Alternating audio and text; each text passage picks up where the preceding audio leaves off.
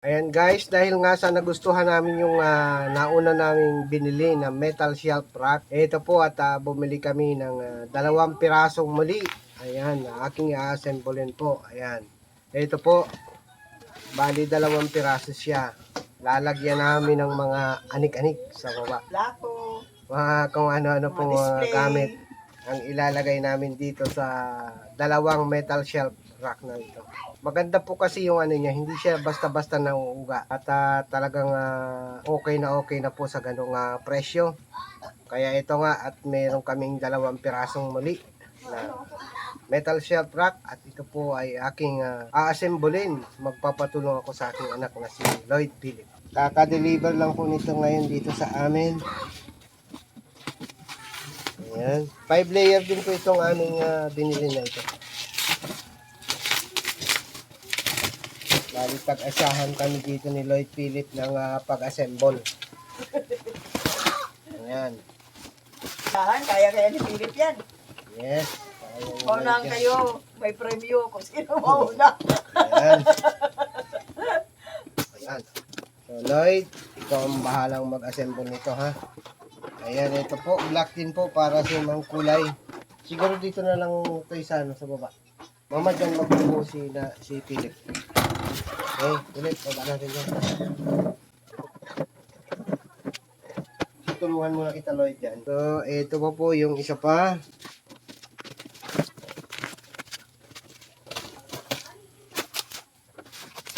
Ayan. 5 layer din po ito. Mama, tanggalin yung double wrap.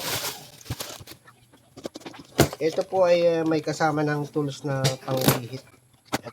Pagtulungan na lang siguro muna namin mama yun, ano? Sabay kami ni Lloyd.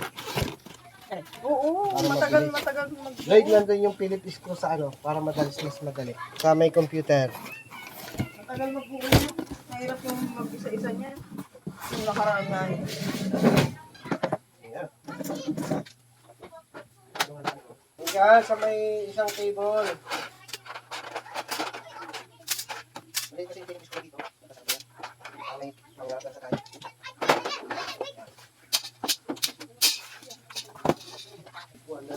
Kuhan ko na lang ito sa ano, kay?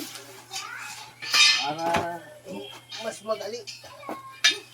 Hirapan ako pag ano.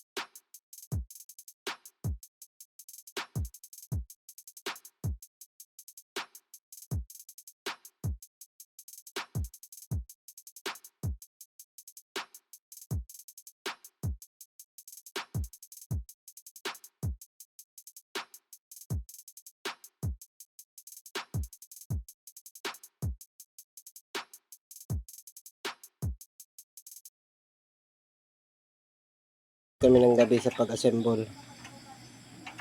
Okay na po yan.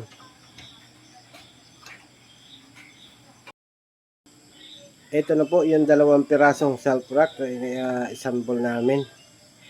Inabot kami ng gabi. Ayan, 5 layer po parehas. Bukas ko na ito dadalhin sa baba.